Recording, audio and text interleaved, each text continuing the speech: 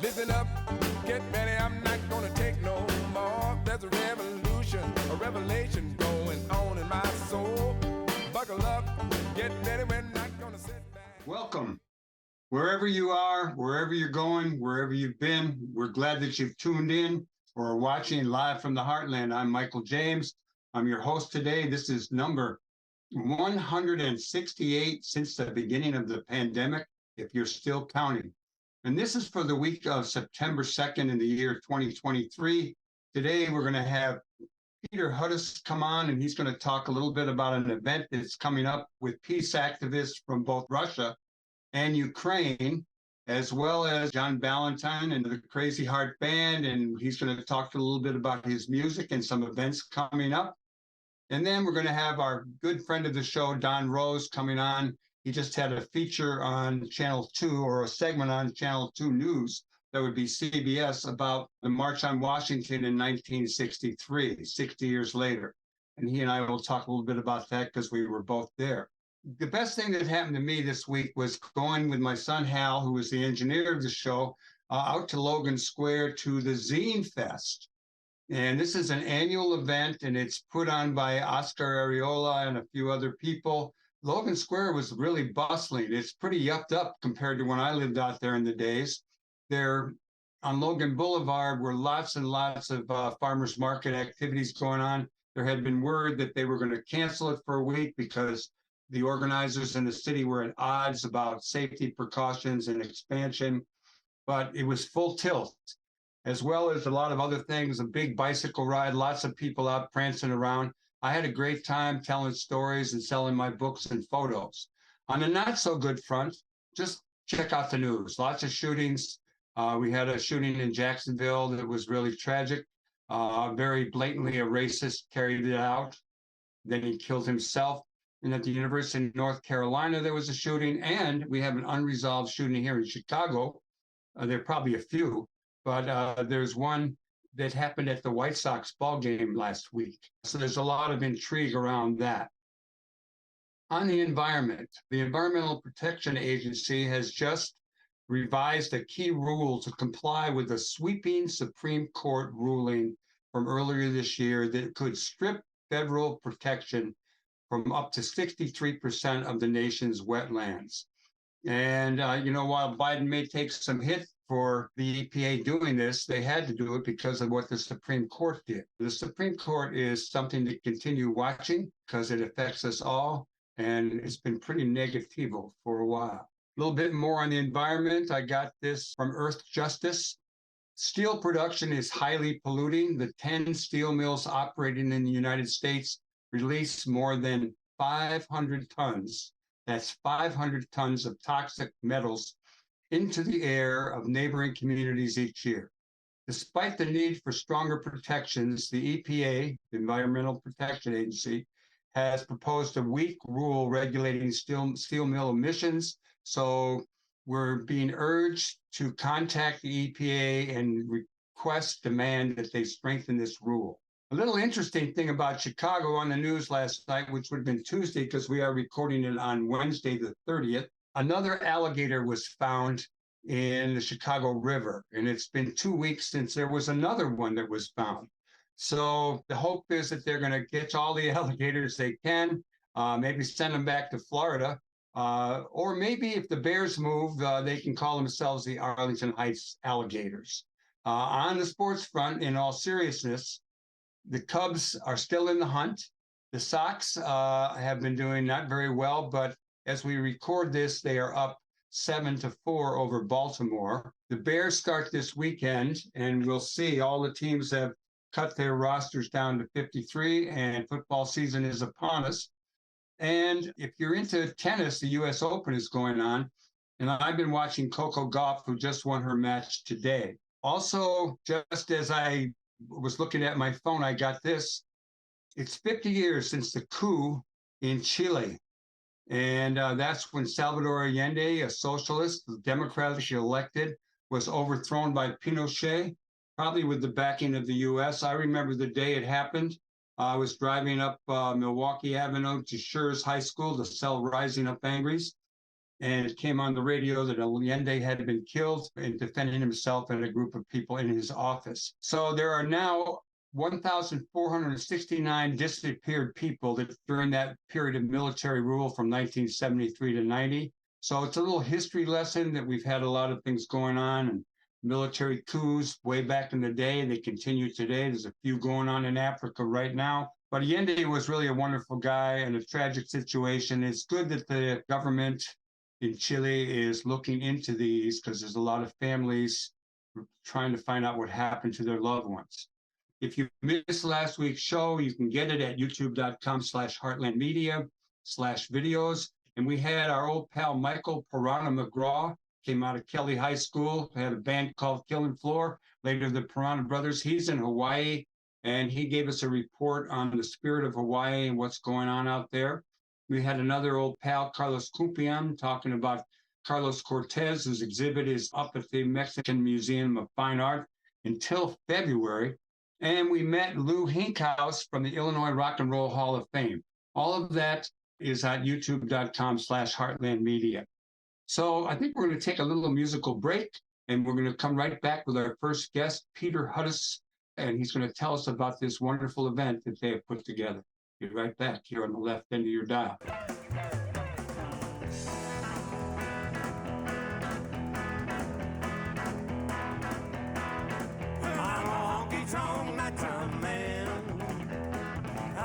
Stand no light. I'm a honky-tonk nighttime man. I can't stand no light. I get my rest in the daytime, do my running around at night. I had the blues this morning and the blues all day today. The blues this morning and the blues all day today. Well, I wish a tornado would come and blow my blues away. 'Cause I'm a honky-tonk nighttime man. I can't stand no light. I'm a honky-tonk nighttime man. Hey, we're back with more live from the Heartland for the week of September 2nd. And it always gives me a lot of pleasure to bring on someone who's been on the show before. And this time it's the one, the only Peter Hudis, who is a professor at Oakton College here in Skokie and Des Plaines. And last time you were on, we talked about your book about Frantz Fanon, the African intellectual and activist that a lot of us back in the 60s read. I'm sure you've been doing a lot of stuff since then. You got a hold of me recently around an event that you're involved with, a tour of Ukrainian and Russian anti-war activists opposed to Russia's invasion of Ukraine. And you got an event coming up at Loyola. Why don't you tell us all about it, Peter? Thank you very much. We hear a lot of debate and discussion, of course, from various points of view about this horrible invasion of Ukraine by Putin over the past year and the resistance of Ukrainians to it, for pro or con from different vantage points. But one thing we rarely hear are voices of Ukrainians, especially left-wing Ukrainians, especially democratic socialists in Ukraine, who oppose Putin's invasion. They don't support, however, the neoliberal policies of the Ukrainian government, and they certainly don't support many of the policies of the Western European countries and the United States, but they do support Ukraine's fight against Russia's invasion. We also don't hear a lot very often in the U.S. media or in the U.S. left, in addition for that matter, about the voices of opposition within Russia. That is, there's huge numbers of people who have left Russia since the invasion began, and there's huge numbers of people large numbers who oppose the war, but their voices often aren't heard. This event at Loyola, which is Tuesday, September 5th at 6:30 p.m. in Damen Student Center Cinema, which is 6511 North Sheridan Road, Damen Student Center Cinema. It's the new building that they built there, right when you walk into the entrance at the Lakeshore campus on the right side, is going to be different in that it's bringing together both Ukrainians who are supporting the struggle against Putin's Russia and Russians who are supporting Ukrainian struggle against Russia. and on the same platform together. And that's a very unusual sort of event. And I think it's going to be a really exciting meeting. And there's going to be three speakers, two from Ukraine, one from Russia, and all of them serious scholars as well as activists. And one of them is in the States, usually at Tulane, Denya Bondar. Yes, Denis Bondar is a professor of physics at Tulane University. He's also a member of Socialistny Ruch, which is a Ukrainian democratic socialist organization connected with the journal Spilna, which means commune in English. And this is the most important left-wing journal that is published in Ukraine. It's been published there for about 3 or 4 years now. And these are social activists in the feminist movement, in the labor movement in Ukraine, in the socialist movement in Ukraine, small as it is, but nevertheless a significant force in a very, very serious theoretical journal. He is also connected with that tendency. The other two speakers are also from Ukraine, is Hanna Perikota, who is now in Switzerland at the Swiss-based Committee in Solidarity with Ukrainian People. She is a researcher at the University of Lausanne. And the third speaker, somebody who some of your listeners may know about, Ilya Butrykskis, who is an exile from Russia. He's written a very, very important book called Dissonance Among Dissidents, Ideology, Politics, and the Left in Post-Soviet Russia. He's considered one of the most serious radical left commentators and theorists within Russia, who unfortunately was forced to leave the country because of the political repression meted out towards critics of Putin's regime from the left, certainly. Peter Hudis, how did this event come to be? I know it's a kind of a national tour, but how did you get involved with it? And how did you end up bringing them to Chicago?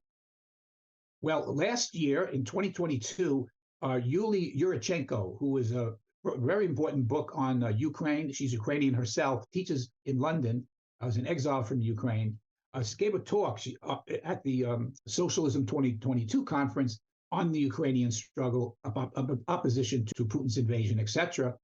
And it was a really wonderful talk that she gave. Afterwards, a number of us got together with her, and we discussed following through from her talk to try to show how can we in the United States build solidarity with the struggle against Putin's invasion at a time when many in the left are refraining from doing this for various reasons.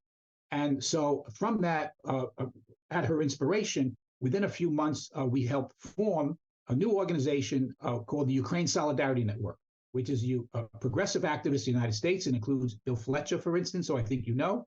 It includes Barbara Smith, the co-founder of the Combahee River Collective. It includes Howie Hawkins, who was the Green Party candidate for president back in 2000, and a number of other prominent left activists and academics and scholars came together, and we've been involved in various activities over the past 8 months or so in developing solidarity actions with Ukraine.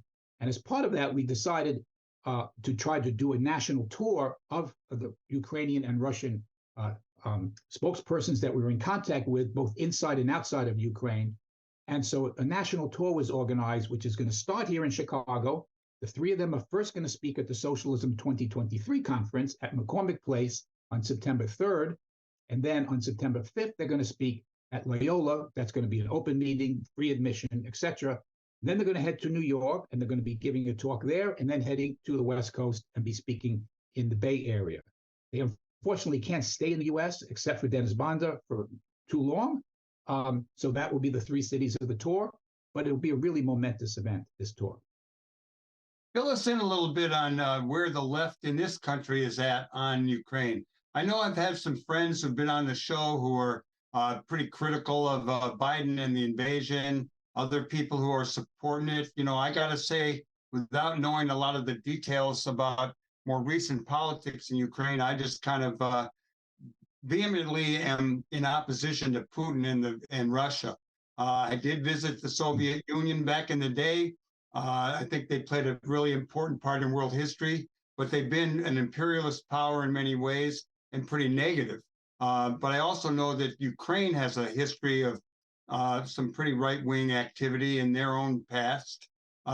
Give us a little overview from your perspective as a leftist. Yes, there's no question that Ukraine has a very checkered history, but we should keep in mind that much of the propaganda that is coming from Putin, that Ukraine is a Nazi government, that it's predominantly fascist or right-wingers, far right-wingers, etc., or, which of course Putin argues, Ukraine has no right to exist. It was never really meant to be an independent country. He blames Lenin for creating Ukraine as a semi-independent member of the Soviet Union and quasi-independent, and wants to erase that independence. I think this is unfortunate that this kind of propaganda in line of Putin has, among many in the left, been adopted and accepted, even when they oppose or criticize Putin's invasion. For instance, you hear very often, well, the Ukrainian government is a fascistic government. It's simply not true. There is a far right wing in Ukraine, and that's a dangerous force. In the last presidential elections, the far right won 3.2% of the popular vote. In a popular vote in which 70% of the population voted for a right of center candidate, equivalent to basically Macron in France, or even maybe Biden in America, Zelensky, who got 70% of the vote. Now, you realize the far right in Germany, Alternative for Deutschland, gets a lot more than 3.2% of the vote. The National Front in France gets more than 3.2%. The neo-fascists and the fascists in many European countries are far larger than in Ukraine. So when I tell people, well, wait a second, you say the government of Ukraine is full of fascists, could you name me some of them? And they can't, because there aren't any, okay? So we have to avoid buying these kind of myths. A second myth is that the 2014 Maidan Square protest that brought down Putin's ally, who was an oligarch running Ukraine and an ally of the Kremlin, and pushed out him in favor of a more democratic leader, that this was a right-wing CIA-inspired or even NATO-inspired virtual coup d'etat. This is not true. The 2014 Maidan movement came out of the Occupy movement that started in the United States. It was inspired by the same kinds of basic principles. And yes, it had many people who were part of it, some left-wing, some right-wing, some moderate, some undecided. But it was a citizens' movement to democratize Ukraine. This is why Putin has invaded Ukraine, not because NATO is on his borders. NATO's been on his borders, has expanded its borders 20 years ago, and he didn't start a war. What he's terrified about is the spread of democracy. That's why he invaded Kazakhstan last year. He invaded Belarus last year. In both places, there were strong democratic movements that he helped crush. There was a democratic or quasi-democratic government in Ukraine, a flawed democratic government, but that's a threat to Putin because he doesn't want that democracy spilling off into Russia in any way. That's why he invaded, to put an end to these even limited efforts of expressions of democracy. So the unfortunate thing is a lot of people in the left, even prominent figures like Noam Chomsky or Medea Benjamin, have failed to come out unreservedly in support of the fact that Ukrainians are now all united, fighting for their lives against Russia. And they're not worried about NATO right now, nor understandably, they're worried about the bombs falling on them from Moscow. Peter, what's your sense of how the war is going? I saw a piece today talked about Putin feeling the pinch a little bit from the sanctions. For a while, it seemed like he kept rolling. But what's your sense of where the war is going? I know that we have this advance by the Ukrainian troops. It's slow. It's succeeding. It's not succeeding. I'm a little confused. I'd love to hear it. I did visit. I want to say it before I forget. I did visit the Ukraine when I went to the Soviet Union with Athletes United for Peace. I played baseball in Donetsk. I hit a double, and it was dreary and gray over there in the Ukraine then. And I'm not just talking the weather. I'm just talking the vibe. What's your sense of where the war is at and what we might expect? Very good. Well, first of all, I would have to say Ukraine is largely considered to be the global south within the global north. It's the poorest part of Europe, especially Western Ukraine, and has been the poorest part of Europe for many, many decades. In terms of how the war is going, though, I should say that, well, first of all, Putin thought he was going to win this war in a couple of days or a few weeks, right? And Ukrainians put up a spirited resistance. When I say the Ukrainians, I'm not speaking just of Ukrainian-speaking Ukrainians. I'm talking about the significant number of Russian-speaking Ukrainians in Ukraine.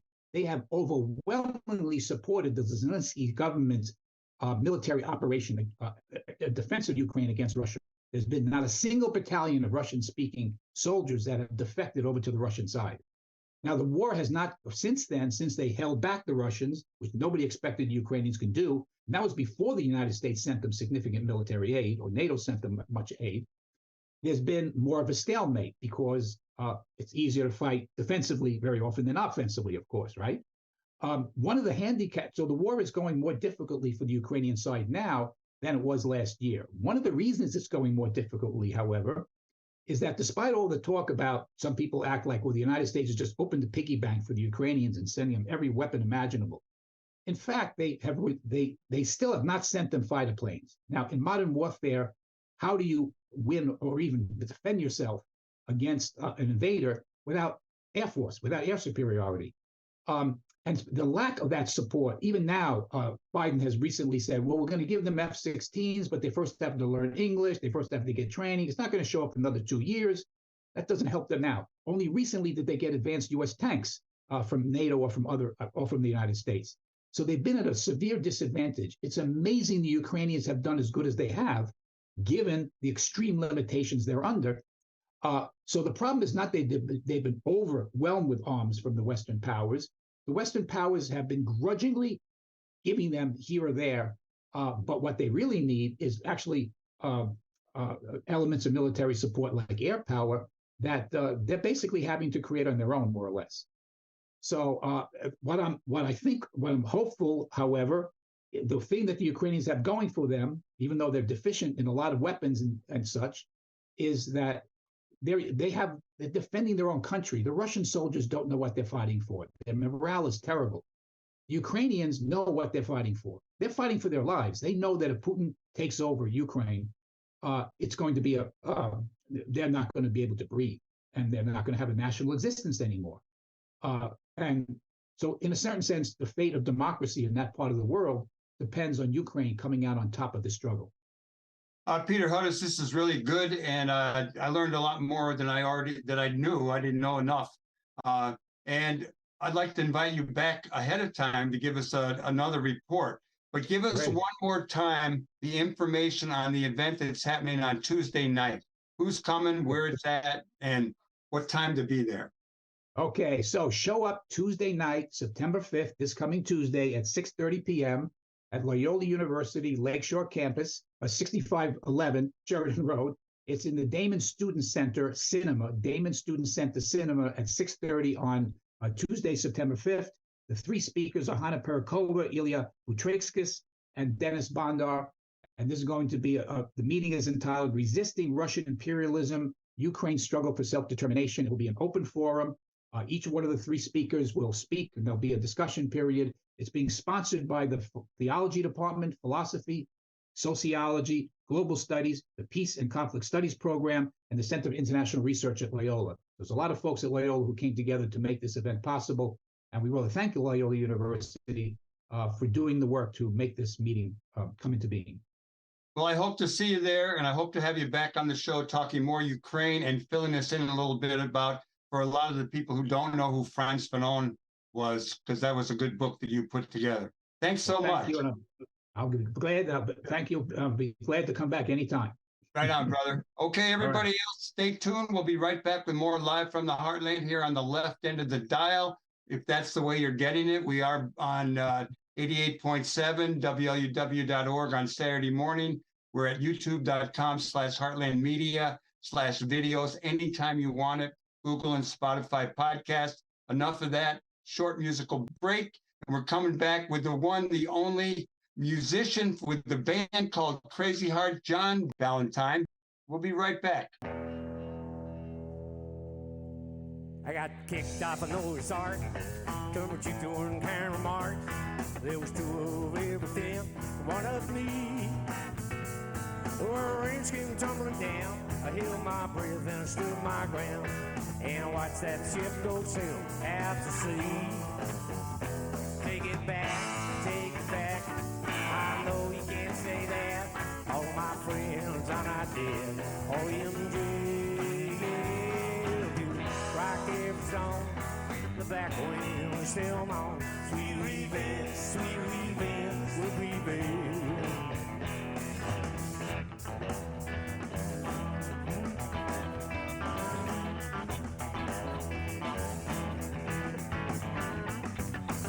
they'll see you on a plane. Rubbing in the streets, you'll have them sing. Making up jokes about bicycle sports with balloons. So I called him a local DJ, and he didn't have a lot to say. Now radio plays on my favorite team. Welcome back to Live from the Heartland for the week of September 2nd. And it brings me a lot of pleasure to bring on now our musical component of this week's show. A guy I haven't met, but I'm looking forward to going out and hear him play. The one, the only John Ballantyne. And he has a band called the Crazy Heart Band. And he is from Scotland, which, so on my first hello to you. And you've been in Scotland, you're just back. How does a Scottish guy like you end up in Chicago being a C&W dude? Well, in my formative years, when I was not even a teenager, my parents were big fans of country and western music. They loved Johnny Cash, Merle Haggard, Hank Williams, Hank Snow. A lot of guys named Hank had records in our house. So I heard it a lot, but especially on a Saturday night when they would come home from the local pub and they'd bring some of the friends with them. And I'd be trying to get to sleep, you know, I'd have some exams or something, but there was no way to get to sleep. They just pounded that country and western music. So it was kind of subliminally installed in me. And I'm glad for it. It's been a great thing. The funny thing, I love it. I used to listen to WWVA, Wheeling, West Virginia in the 50s. I'd get it late at night, and I remember listening to it. I got to say, you mentioned a lot of Hanks, but you didn't mention George Jones. I just wondered if you're a fan of George. He'd be my favorite. Absolutely a fan of George Jones. It's hard to think of anyone who can deliver a song like that guy. You know, that's just a natural talent. Great admirer, and you know, like some of the songs comes to mind today. I started. He stopped loving her today. I mean, how good. And Take Me, that one he did. Take Me to Siberia. The coldest winter of the winter time would be like spring in California if I knew you were mine. Anyhow, I'm sure you were influenced by a lot of these guys and women too. But why don't you give us a little bit of information about this event you're having at the Montrose Saloon? You will have had one earlier too, out at a place called Hey Nani, I think in Arlington Heights. And it's really talking about John Prine, Kris Kristofferson, and Goodman. Tell us about those guys and your appreciation and love and affection for them. Well, we do a storytelling event. We do a lot of performance as a band. I mean, all the songs are there, but what I like to stress is we tell the stories. And anybody who ever went to see John Prine, for example, couldn't help but be impressed with, the songs are wonderful. Unbeatable, but his storytelling was what drew so many people to him, and I try to kind of emulate that. I'll never be John Prine, but I try to tell a story. And the key to the thing is, one night in like early summer 1971, Kris Kristofferson came to town. He already became very famous. He was a big star. They came to play 3 nights at the Quiet Night on the north side. It was a place owned by Richard Hardy. And the guy that got the job to open was Stevie Goodman. So he gets to open for the big time Kris Kristofferson. And Kristofferson couldn't help but be impressed with Steve Goodman's songs. You know, City of New Orleans, for example. He hadn't recorded that yet.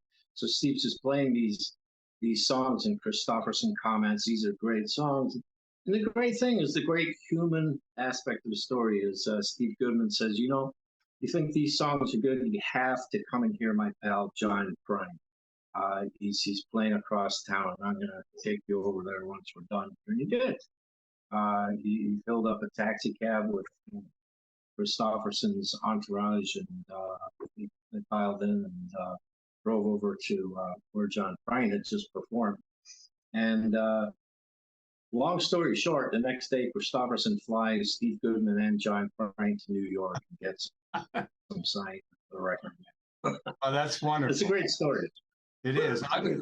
I'll give you a little footnote about Kris Kristofferson. I grew up in Connecticut, and one of my family's best friends was a woman named Martha Cogan, and she was the daughter of some muckraker journalists out of Oregon, but she was a babysitter for Kris Kristofferson. So okay. I heard she's no longer around. I can't get any more details. Maybe one of her kids. How about before we get you to sing a little bit of music and tell us the details of the Montrose Saloon event and what night and what people ought to expect? Yeah, it's September 16th. It's a matinee show. We're going to do it at 3 p.m. in the afternoon. Because you got to remember, this night when this all happened is 50 years ago now.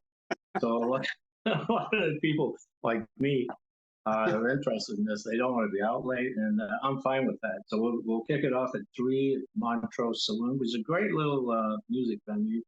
$10 at the door. I mean, it's on Montrose, right out near Rockwell, just yes, past exactly. California. Exactly. Yeah, I used to see it when it was first opening up because there was a Korean bathhouse over there. It's no longer there, but I see it all the time. Yeah, it's a great spot. Great spot. So September 16th, 3 p.m. We'll run the whole show. We try and set the scene as starting out in the quiet night where Steve Goodman is opening for Kris Kristofferson. Then we do a full set of Kristofferson songs. Take a little break and change the scene to the Earl of Old Town, where John Prine had just finished performing. We do a set of John Prine's with lots of stories about the songs in between. And I have some information on very good authority. I became pals on Facebook with John Prine's first wife, Ann Carroll, who was there that night, and she's helped us out with a lot of obviously very accurate information, clear up some of the mysteries about that night. So, well, you're a songwriter in your own right. Yeah. At this event, are you going to play any of your own tunes? I typically don't, but people have suggested that. I mean, maybe I should. The whole essence of the show is reverence for these three guys. So I don't want to kind of horn in on that in any way. I'm a fan, big fan of the three guys, and it's celebration of their art. I mean, I guess we could sneak in an original tune there. That could be something in the shows. When you come back, after everyone cheers you on and you come back on the stage, say, well, I'm going to take a little shit. Anyhow, can I talk to you a little bit? Well, what the people are going to get on that afternoon show on the 16th?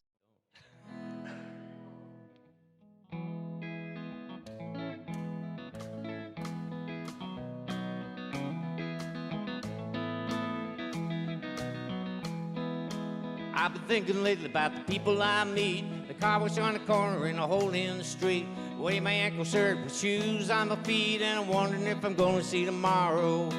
Father, forgive us for what we must do. You forgive us and we'll forgive you.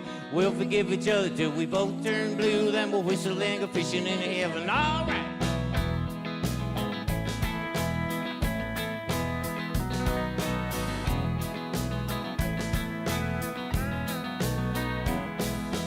I was in the army, but I never dug a trench. Used to bust my knuckles on a monkey wrench. I go to town and drink, give the girls a pinch, but I don't think they ever even noticed me. Father, forgive us for what we must do. You forgive us and we'll forgive you. We'll forgive each other till we both turn blue. Then we'll whistle and go fishing in heaven. Fish and whistle, whistle and fish. Eat everything that you put on your dish. When we get through, we'll make a big wish that we never have to do this again. Listen, my very first job I said thank you and please. They made me scrub a parking lot down on my knees. Then I got fired for being scared of bees, and they only gave me 50 cents an hour. Father, forgive us for what we must do. You forgive us and we'll forgive you. We'll forgive each other till we both turn blue. Then we'll whistle and go fishing in heaven. Go, Mark!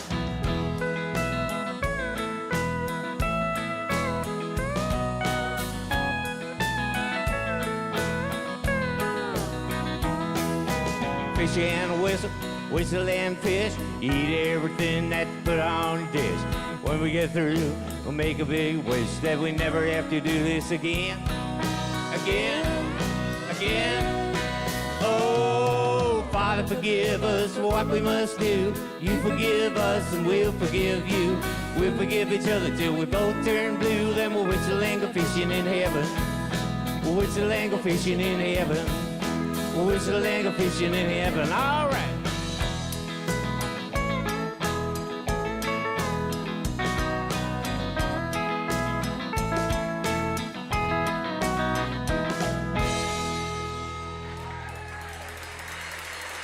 Thank you so much.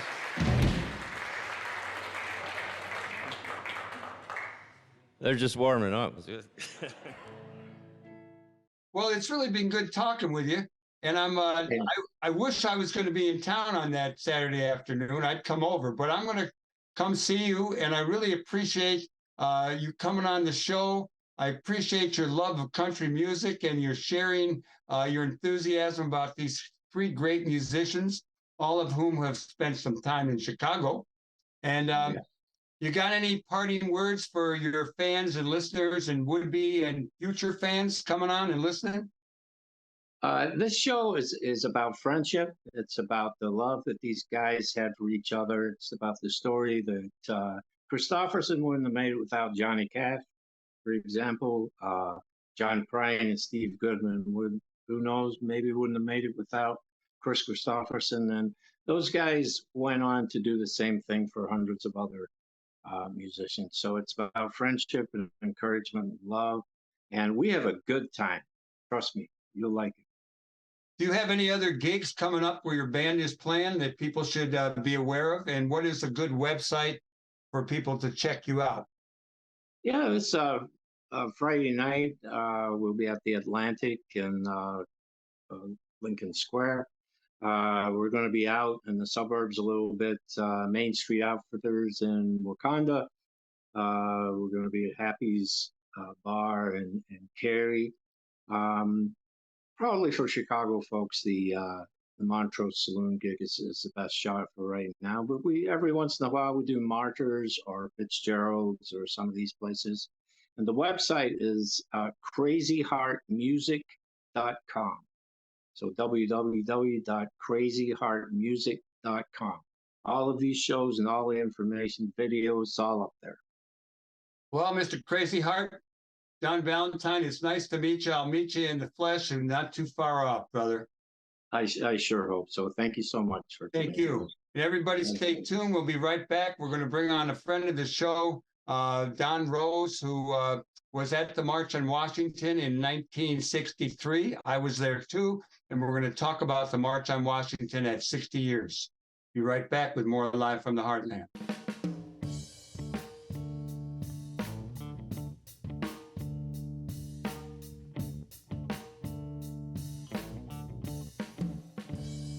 Called me from hell last night. Said everything was alright. And man, it's really cool down here. Got all my cigarettes and beer. Don't need no 12-step plan. I got heaven in aluminum cans. He called me from hell last night. Have a nice day. Did some time in old Kentucky in a government-run motel. Fires on the window, locks on the door, 6 square feet to yourself. Early to rising, 3 square meals, no pills to pop, no drugs to deal. 9 months later, he's spinning his wheels and free. A brown suitcase and a Greyhound tickets on back in Illinois. A 1-room apartment in his old man's attic was cleared for the prodigal boy. Monday to Friday, 9 to 5, he's paying the bills, he's getting by. A whole lot better than hardly Well, we're back for the final segment of this week's Live from the Heartland. It's for the week of September 2nd. And we're bringing on someone who is a really good friend of the show. He comes on pretty much every time we invite him, and he's always got something going on. The one and only Don Rose, who sends out a weekly email with some really measured and on-target points and information that's real interesting. And this week, he had a link to his interview on CBS TV that was this week, talking about the March on Washington for Jobs and Justice, which took place on the 28th of August in the year 1963. You and I were both there. You came with a Chicago contingent.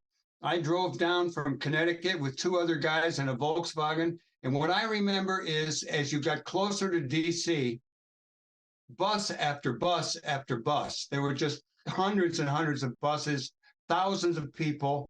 And it was a very moving event when Dr. King gave the speech. So I've said enough, Don. Good afternoon to you. And tell us a little bit about what you remember about the March on Washington. Well, I was one of the organizers of the Chicago area contingent, working with Timuel Black, the late Timuel Black, the late great Timuel Black, who was the chair of the March on Washington for this area. And we put together over a period of months. We started out trying to fill a train. We got a train chartered. Rail travel was quite a thing then. And we filled that up and wound up with a second chartered train. So there was about 1,000 people on each train, plus we estimate at least 500 and perhaps more Chicago area people came by air or car or bus or whatever. It was a hell of an organizing job, and a lot of the traditional civil rights people or so on were a little worried. They were happy to have Tim be the chair because he could take the blame if a lot of violence or anything broke out. There was all sorts of cautionary stuff about how bad this would be anyway. And of course, as you know, when we got there, it was just a marvelous thing. We stepped off the train, and all the different Chicago people from different cars broke up and started a march. And no one had ever been in a crowd like that. I mean, you were just in a sea of humanity, and it was buoyant and happy. People would bump into each other. Oh, I'm sorry, I apologize, and marching this way and that, and giving salutes and this and so on. In case you're listening on the radio, he's showing a fist and a peace sign. Right. and this was all signaling and talking to each other. I remember walking as we were marching toward the Lincoln Memorial. Tim had his younger son Timmy with him, and Tim was a short guy, so I had to carry Timmy Black on my shoulders so he could see the White House. That was one of the first thing I remember. Then the next thing, something that wasn't widely reported and didn't get into a lot of the commentaries, we got word that we knew John Lewis, representing SNCC, was going to be one of the speakers, and we got word that he had been censored. And we weren't sure what or why. We weren't sure what he said. And that was our concern as we drew closer. And then when we got to the memorial and the pond in front of him, and people sitting down, some of them taking off their shoes and socks and dipping their feet into the pond, it was just quite a sight. It was like a celebration.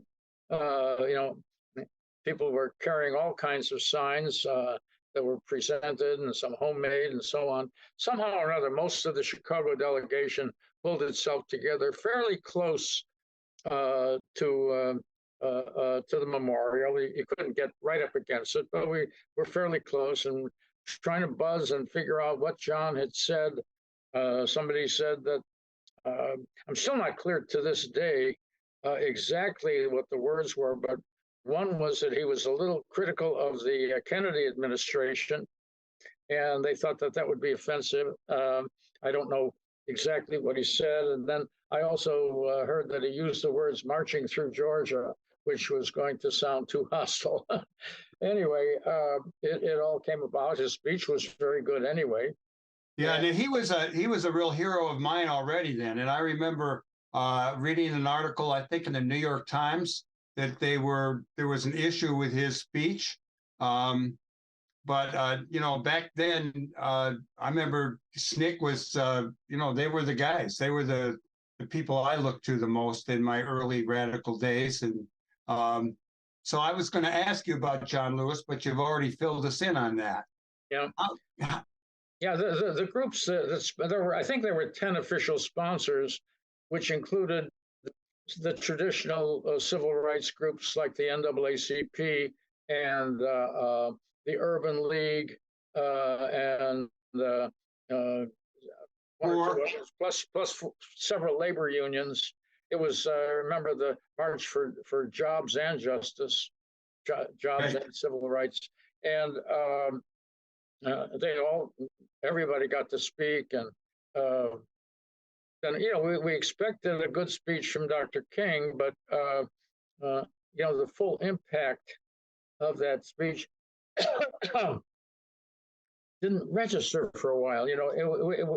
We applauded and it sounded great and so on. And it took a while for all the words to sink in. And some of the more important words in it, which I cannot quote for you, went beyond the great dream. It was really quite a radical speech.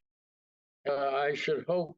I mean, I think people have kind of toned his memory down and not try to play him as a little less radical than he actually was, because the entire speech should be immortalized, and we should teach the whole thing and not just I have a dream and use quotes about judging people by the content of their character.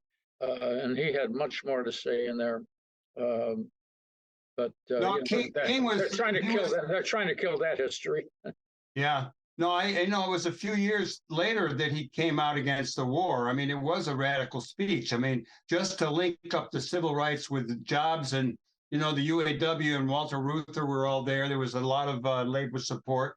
I did get to give a speech with King at the Coliseum in, I think, April of 66.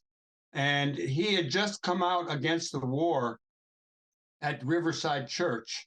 And, King was something else. What do you think are the most important thing or for people to remember or know about that march in 63 before we get to the more current thing? Well, I think, even though it was not popular, I don't remember polling, but most of the country didn't like it. Even the Sun-Times did a critical article about it and got marched on when we got off the trains. But I think the thing to remember was that it was, first of all, peaceful and a message to the government. And obviously, it really kicked Kennedy, who really wanted to be kicked, and he wanted to be urged, and we urged Kennedy on the Civil Rights Act. And I think the main thing to be remembered about it was that this is what launched the Civil Rights Act in a Congress that was very mixed. And eventually the Voting Rights Act. It took that kind of thing and I think convinced a lot of other people, white population and questioning population about the goals and what Black people really wanted. of course, it also enraged the hostile people. We had separations then too, but I guess one can look at it as the formal launching of the civil rights movement. You know, these days we talk about the civil rights era, and that was kind of the launching point of the civil rights era. Ultimately, you know, some people will date it back to the murder of Emmett Till, which was important, you know, and really brought a lot of people together. But I think it was convincing enough to the government and to enough of America, so we can say that whatever progress we've made, we haven't made nearly enough, obviously, but it should be remembered for that. It was a peaceful petitioning of the government by the oppressed to drop the shackles. And what more can you ask? No, it was great. It was probably one of the most wonderful things that I ever experienced. Let me ask you, you referred to the Voting Rights Act, and I'm kind of curious where you see us today. In the interview that you did for CBS that was on TV, and people can find it, they type in your name when they go to CBS. Where do you think, you in that interview, you talk about the guy, I'm sorry, I don't remember his name, but you know, where are we at, half full or half empty? And you thought where we're at on civil rights and on the justice question, a little more than half. I wonder, now that the Supreme Court has kind of decimated this Voting Rights Act, where do you think we're at, and what are the challenges that we have going forward? Well, as I said in the thing, I don't know how clear I made it. For every step or two forward, we got kicked a step or two back. You know, I think we continued to make progress. Let's just look in Chicago when we see how the grip of the old daily machine, which was oppression, has been dropped. We elected a black mayor in Chicago in 1983 and reelected him in 87, but that was done primarily with just the black population.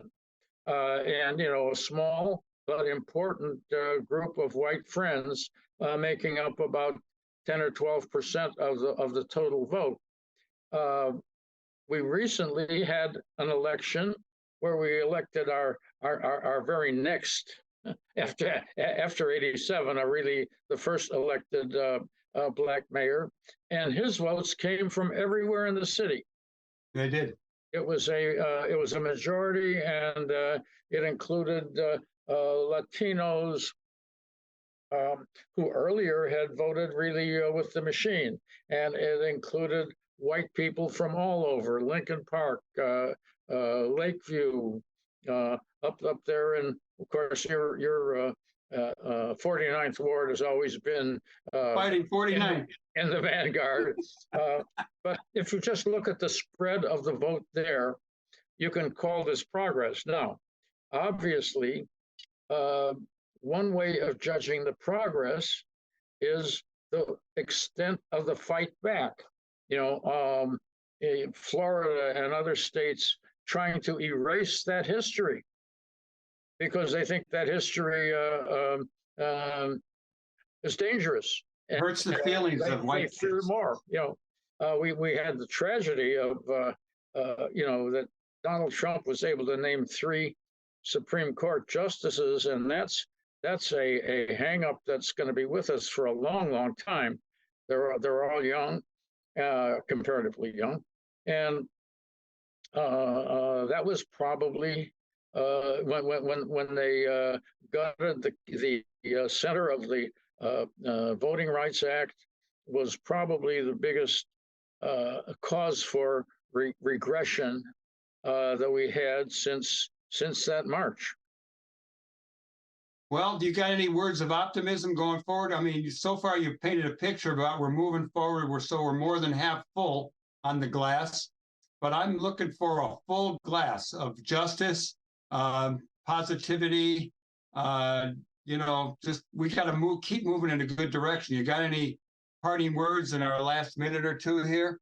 Well, I would say we keep organizing and fighting for that one or two steps forward, and we have to recognize that the more progress we make, there is this counter force, but we have always managed to get at least a step forward, even with those blows. Now we'll have a bit of a defining moment in the next election, to be sure, but about which I am slightly optimistic. I'm fearful, but I think it's another step forward, as the 20 election was. But it's a fight all the way. Let me ask you just off the top here: do you think that Biden will run again?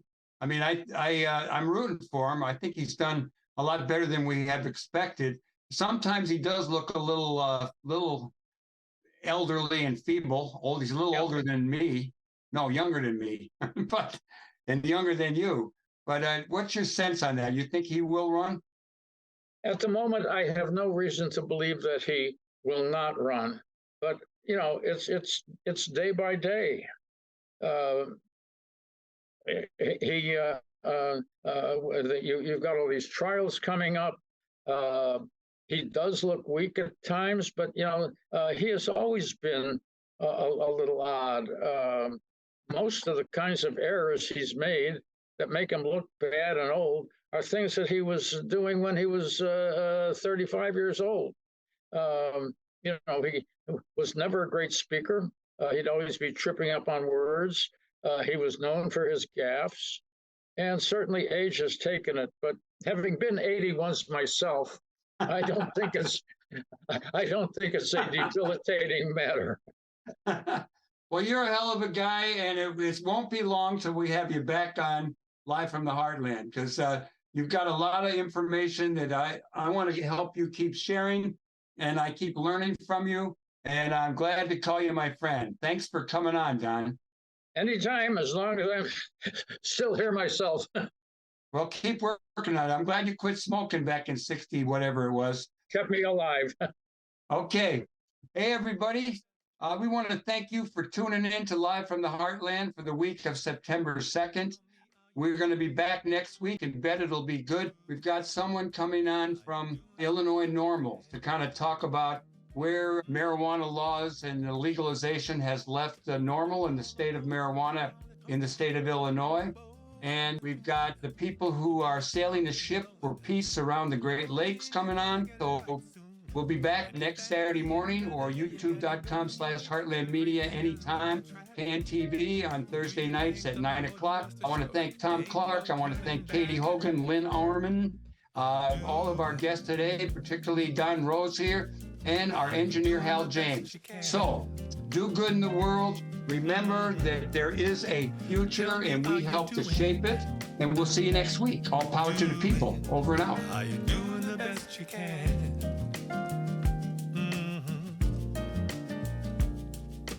Over the mountain, under the big blue sky, you got a dream awaiting. I can see it in your eye. It may not come easy, but you know you've got a friend. I'll be by your side the entire ride. Just let me hear you say amen. Are you doing the best you can? Tell me, are you doing? Are you doing the best you can? Tout donne, est-ce que tu donnes le meilleur de toi-même parce que tu l'aimes? Tu donnes, est-ce que tu donnes le meilleur de toi-même si tu l'aimes? Tu donnes, est-ce que tu donnes le le meilleur de toi-même. Quand tu l'aimes, are you doing the best you can? Tell me, are you doing